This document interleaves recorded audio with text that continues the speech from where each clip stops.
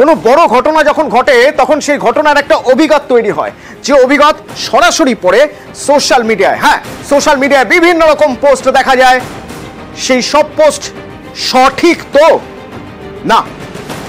সমাজ মাধ্যমে দায়িত্ব জ্ঞানহীন পোস্টও থাকে, দায়িত্ব জ্ঞানহীন পোস্ট,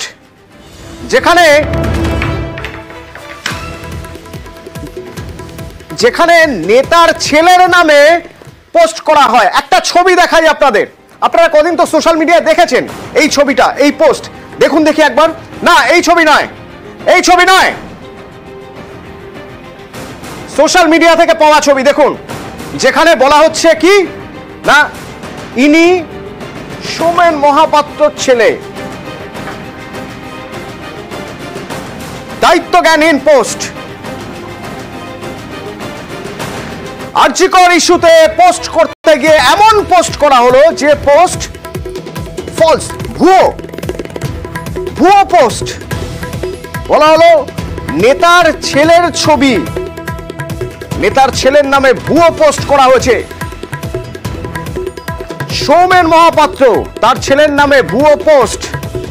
সোশ্যাল মিডিয়ায় এই ভুয়ো পোস্ট ছড়িয়ে পড়ে। যে পোস্ট দেখে সৌমেন মহাপাত্রকে দেখবেন একবার, এই পোস্ট দেখার পর কেমন অবস্থা তার দেখুন।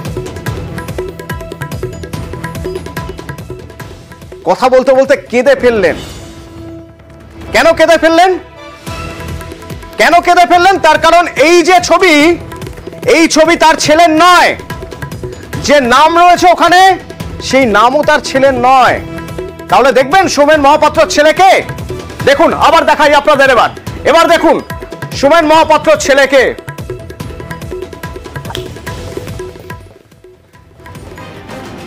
সৌমেন মহাপাত্রর ছেলে পাঁশকুড়ার বিএমওএইচ চিকিৎসক। না, তিনি ইন্টার্ন কিছু নয়, ইন্টার্ন ছিলেন অনেকদিন আগে 2017 সালে, এবং সেটাও আরজি করে নয়, SSKM এ। এখন তিনি বিএমওএইচ, পাঁশকুড়ার বিএমওএইচ। বোধিসত্ত্ব মহাপাত্র এর নাম। ইনি সৌমেন মহাপাত্রর ছেলে। আর যে পোস্ট এতদিন ধরে ঘুরে বেড়াচ্ছিল আপনি দেখছিলেন, তা সৌমেন মহাপাত্রর ছেলের নয়। একদিকে দেখছেন ভুয়ো পোস্ট সৌমেন মহাপাত্রর ছেলের নামে, আরেকদিকে দেখছেন সৌমেন মহাপাত্রর ছেলে বোধিসত্ত্ব মহাপাত্রর ছবি, যিনি বিএমওএইচ পাঁশকুড়ার। তো যখন এইরকম একটা পোস্ট আসে, সেই পোস্ট যার নামে, যার পরিবারের নামে, তাদের কি অবস্থা হয়?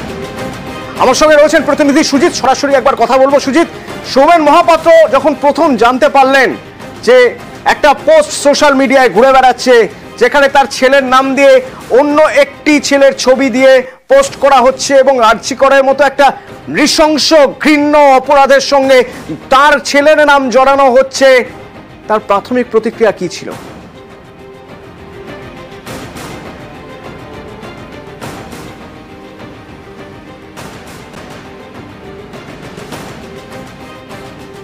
আমার মনে হয় সুজিত শুনতে পাচ্ছেন আমার কথা।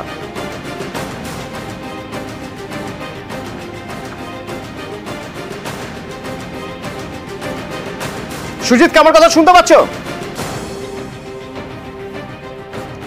সুজিত, আরজি করে যে নৃশংস জঘন্যতম অপরাধ হয়েছে, সেই অপরাধের সঙ্গে একজন যদি শুনতে পান যে তার ছেলের নাম জড়িয়ে একটা সোশ্যাল মিডিয়ায় পোস্ট হচ্ছে, তার প্রাথমিক প্রতিক্রিয়া, সৌমেন মহাপাত্রর প্রাথমিক প্রতিক্রিয়া কি ছিল এটা জানার পর?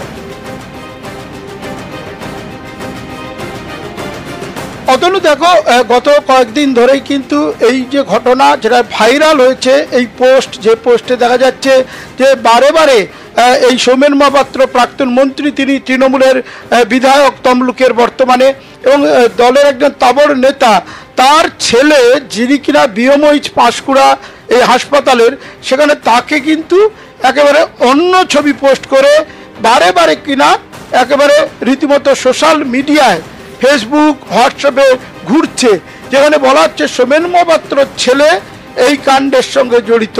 এবং সেখানে তারা প্রথমে বিষয়টিকে হালকাভাবে নিয়েছিলেন, তারা ভাবছিলেন 2-4 জন এরকম লিখছেন, ভুল ভেঙে যাবে।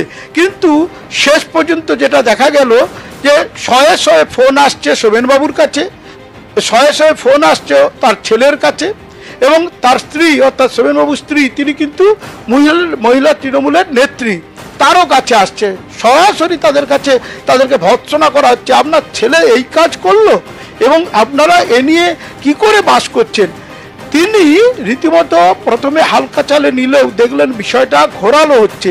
অতনু তারপর কি দাঁড়ালো, তিনি আশঙ্কা করছেন এভাবে চলতে থাকলে গণপিটুনি হয়ে যাবে, আক্রমণের শিকার হয়ে যাবেন তার ছেলে, এবং সেক্ষেত্রে তিনি অতনু গোটা বিষয়টি নিয়ে আজকে সাংবাদিক বৈঠক করলেন নিজের বাড়িতে।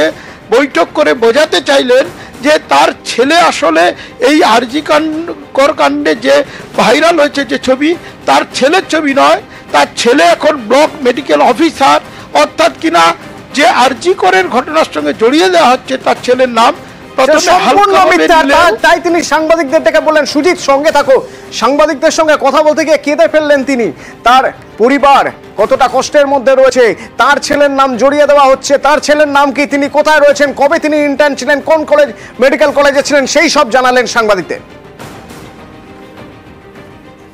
প্রচার চলছে এটাই আপনার যে আমার ছেলে ডক্টর বোধিসত্ত্ব মহাপাত্র সেই হচ্ছে নাকি এই ঘটনার সঙ্গে যুক্ত, সেই এখন ইন্টার্নশিপ করছে আরজি করে।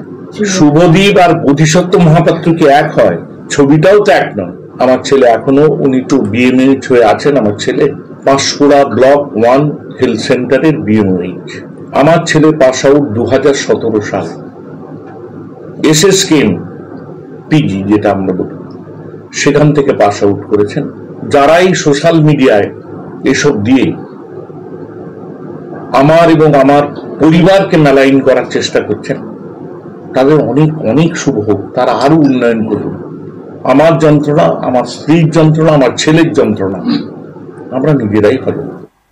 কোথায় একটা তার কথা বলতে থেকে যন্ত্রণা, আক্ষেপ ধরা পড়ছিল। সুজিত, তোমার কাছে একটু জানতে চাইবো যে এ তো বড় ক্ষতি এবং তিনি আশঙ্কা করছেন যে এরপরে গণপিটুনির মতো ঘটনা ঘটতে পারে, তুমি বলছিলে, তো সেক্ষেত্রে তিনি কোনো আইনানুগ পদক্ষেপের কথা ভাবছেন?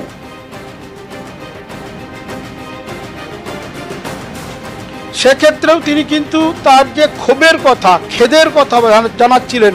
তিনি যে পুলিশের উপর নির্ভর করবেন না এটা বলার মাধ্যমে তিনি ভাবছিলেন এইসব যে ঘটছে পুলিশ কেন সক্রিয় হয়নি, এবং তিনি বুঝিয়েছেন এই ঘটনার সঙ্গে দলের একাংশ জড়িত।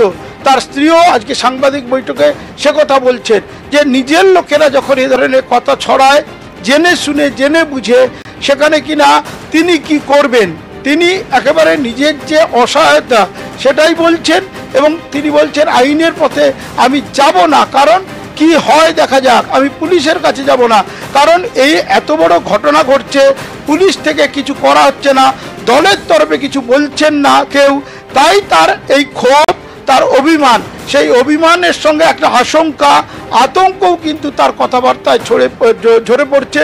এবং তার সস্ত্রীক দম্পতি, মহাপাত্র দম্পতি অর্থাৎ শোভনবাবু তার স্ত্রী আজকে নিজের বাসভবন পাঁশকুড়ায় সাংবাদিক বৈঠক করলেন। বৈঠক করে তার এই যে দুঃখ, অভিমান, কষ্টের কথা, একসঙ্গে আশঙ্কা, আতঙ্কের কথাও তিনি কিন্তু বলছেন। এবং এভাবে যে ভাইরাল হচ্ছে সোশ্যাল মিডিয়ায় এবং নিজের লোকেরা, তিনি বলছেন দলের লোকেদের অনেক একটা অংশ জড়িত আছে, তারা জড়িত থেকে এই কাজটা পরিচালনা করছে। ধন্যবাদ সুজিত।